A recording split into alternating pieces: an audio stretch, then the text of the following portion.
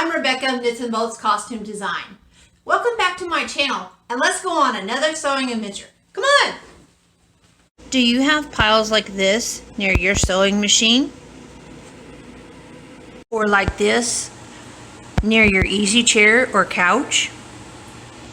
And if you do, let's turn this into this. Alright friends, let's get our new project started.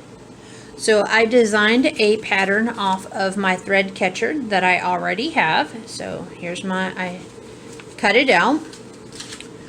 And so I started with a fat quarter. Mine is 18 by 21. I unfolded it and ironed it.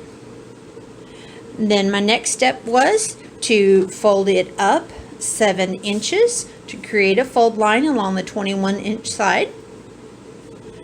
Then I took out my cut out pattern, pinned it on the fold. This first one here on this far end is the bag of the thread catcher. The top is the boning. This is the chair flap or table flap. And then this one is the pin cushion. And the last one is the bottom of the thread bag itself. I cut the pieces out. And that leaves me with fabric left over. This is an absolutely fantastic stash buster. I like to sew in lots of different places, so this is going to be a cool project for me to create thread catchers for each place I like to sew. Our first step here is going to fold our bag piece. We're going to turn it right sides together. This is the short side. And I'm going to go ahead and use a 1/2 inch seam allowance.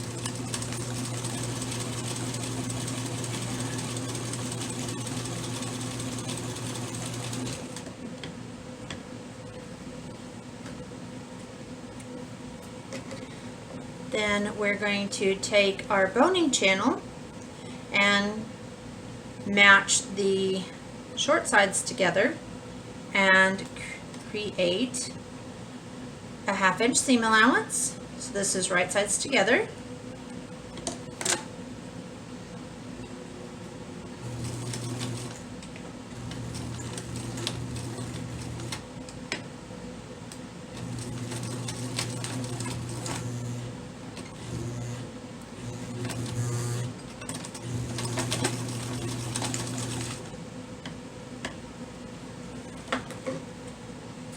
The next thing is we're going to take that over to the ironing station and iron our seam allowances open. Alright, so I'm ironing my seam allowances open, making sure I'm not making a crease on each side.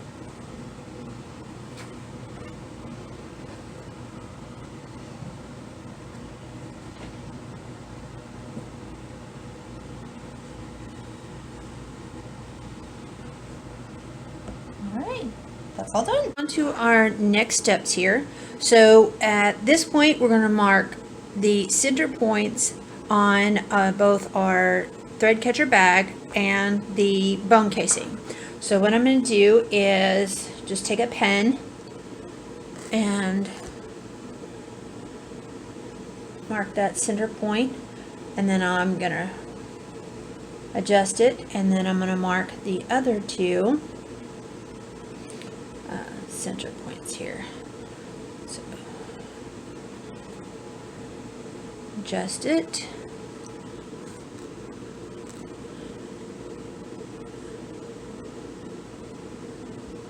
Come on, pen.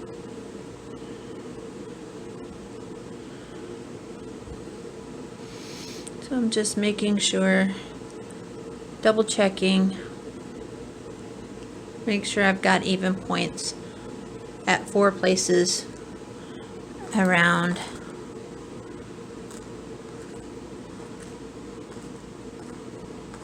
Now if I can pick the pins up.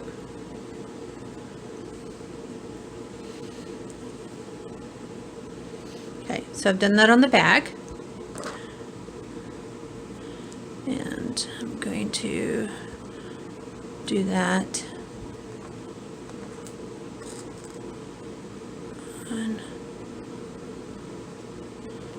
bone casing.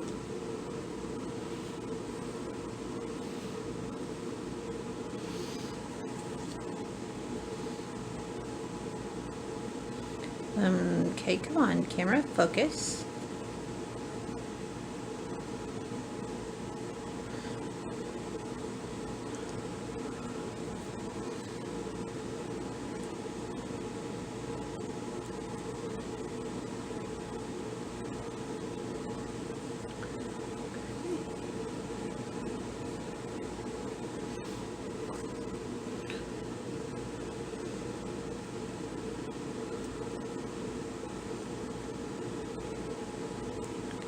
Focus.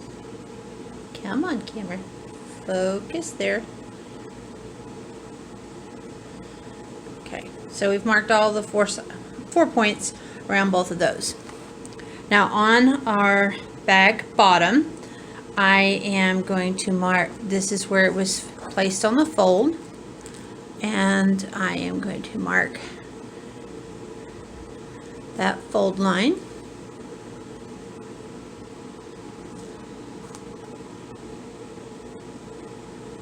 Then I'm going to fold it the opposite direction, line up my pins, and then put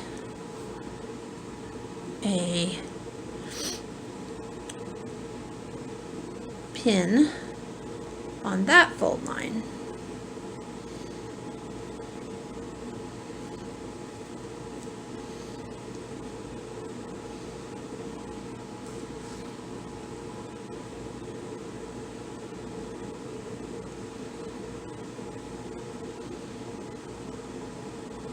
Okay. Now our next step is going to pin our bag bottom into our bag. So we're going to line one point up with the seam line,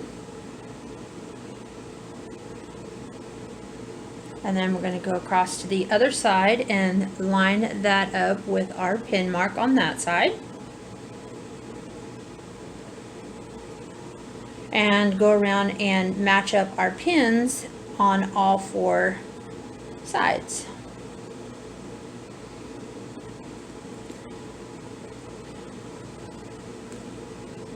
Make sure I've got them in all four locations. So now at this point, I'm just going to match up the edges and pin this securely in place all the way around.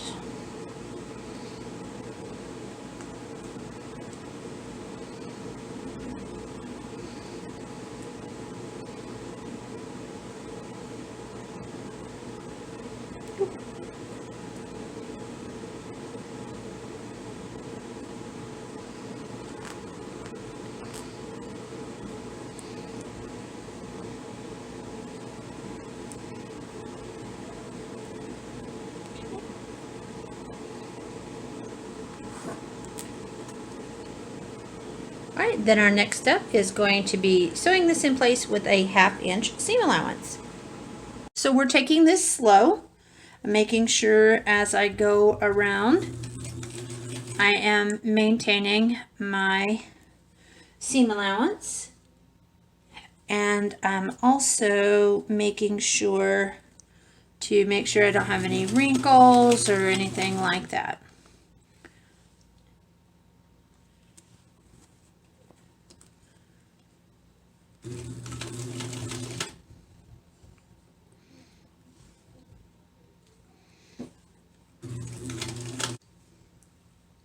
And we're just about there around the curve here.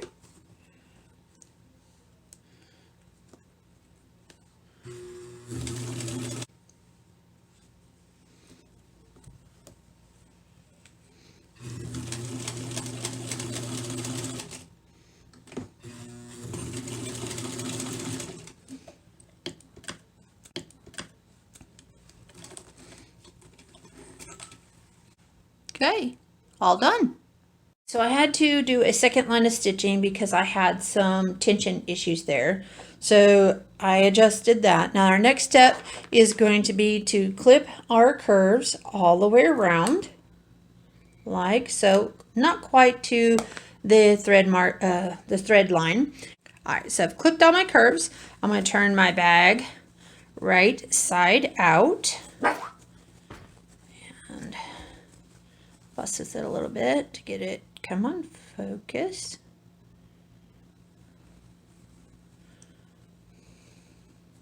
Now if you wanted to top stitch this edge, you could, if you wanted to make it all extra. I particularly, it's going to be just for catching thread at different places where I sew. If you wanted to finish the inside of the bag, the seam allowances, you could do that. So our next step is preparing the chair flap.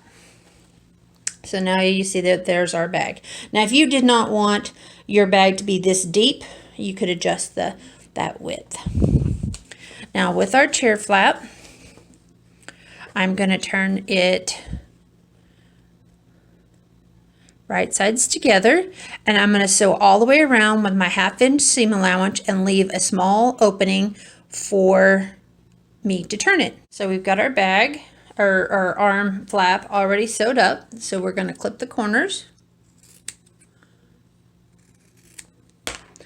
And then the space we left, we're going to fuss with this and get this turned right side out.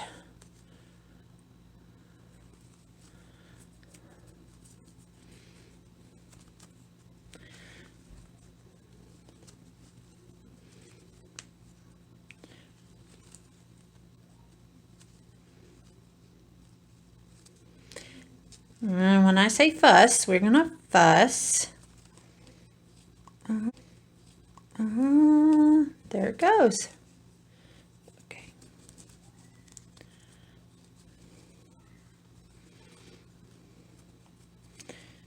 Doesn't look like much, but we're going to pull and tug and poke things around. All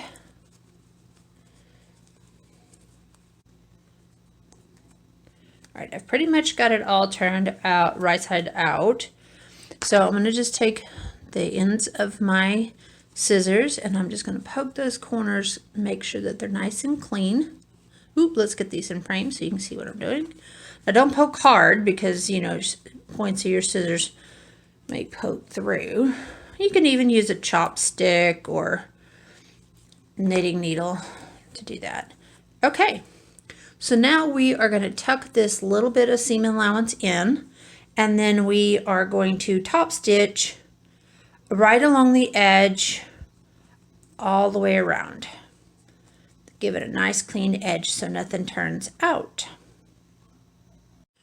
All right, friends, so we're going to put all of our top pieces here together. So just like we did on the bottom of our bag, we're going to mark 4 points even. Remember, we marked 4 points on our bone casing, and now we have our little top stitched table flap. So what we're going to do is we are going to do right sides together and match up our casing over our bag with right sides together. Now at the back, at the seam, I am going to sandwich my flap inside, and I'm going to just fold this in half and mark the center point on it so I can line everything up. Okay.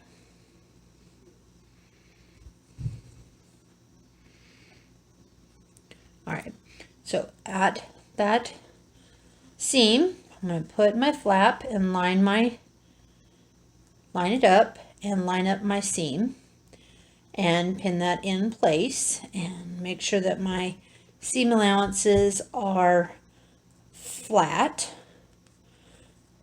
And then I'm matching up my 4 points and then, oops, come back here. Things being fiddly. There we go.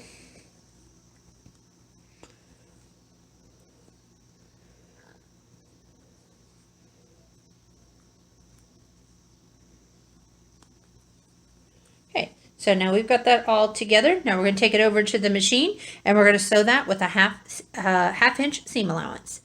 All right, our next step is, now that we have our casing on the top of the bag, come on, focus here. All right, we are going to trim our seam allowance back to about 1/4 of an inch to reduce bulk. And so, focus there.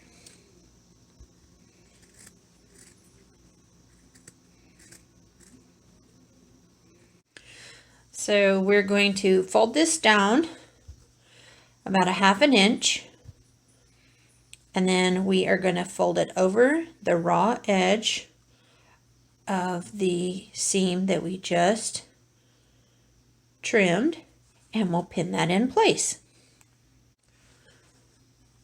So I've got everything pinned in place, and now I placed a double pin here because I want to leave a space open so that I can insert my boning into this.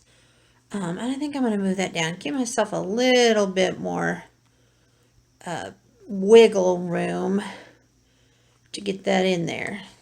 And I'm going to make sure I'm covering that raw edge.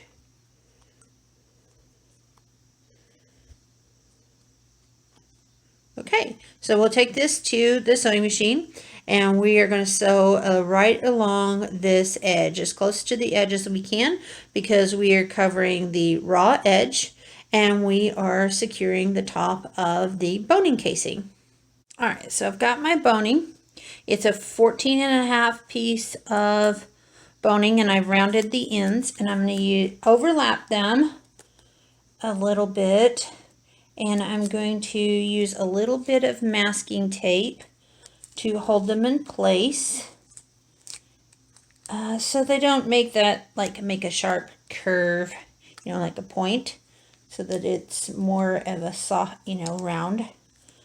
And then we'll just sew that up by hand, cover that seam allowance all up, and then we can go on to making our pin cushion. Now our next part will be to construct our pin cushion. So I've turned it right sides together. I'm going to sew it with a 1/2 inch seam allowance, and I'm going to leave an opening at the top. And I'm going to make sure I backstitch really well at the top of the opening, because then we will clip our corners just like we did on the arm flap and turn it right side out. And I'll be back when I get that done. Apologize for the lighting, but I'm going to get this pin cushion turned the right side out.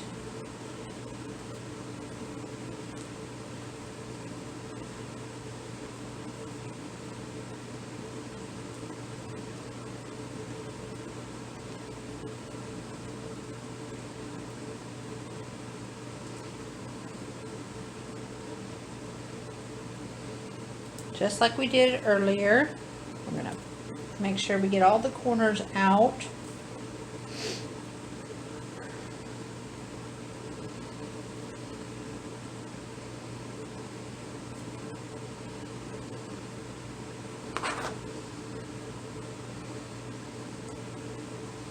And I'm just using the end of my scissors to... Okay. So now I've got my pin cushion turned the right side out.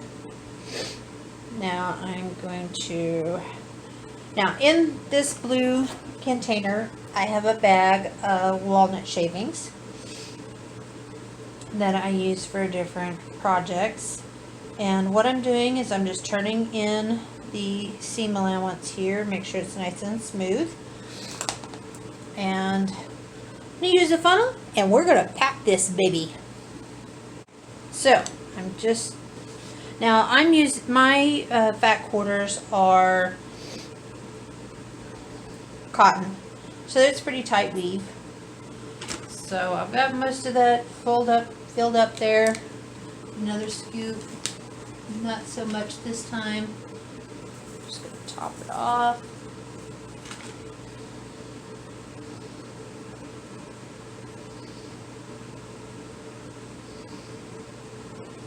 I'm just using a chopstick. Get it all in there.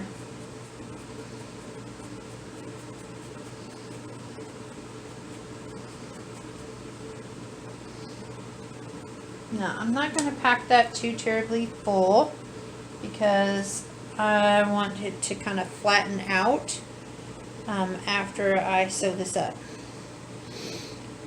So, what I'm going to do sewing this up, to anchor my thread, and I'm just going to do a whip stitch here.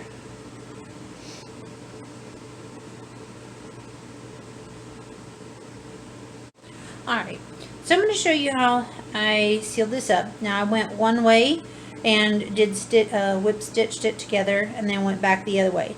Now I'm here at the end and I've tied my thread off. So I'm going to sink my thread and I'm going to go along the seam and come a little ways down and then come back out and then pull my thread in and then snip it off. This way it won't less likely to unravel. So there's our pin cushion, and now we're going to attach our pin cushion to our thread catcher. Alright, folks, I'm just attaching my thread catcher and my bean bag together.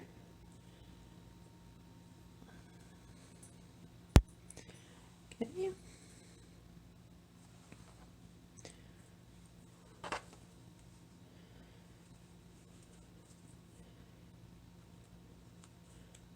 Making sure I'm catching the chair flap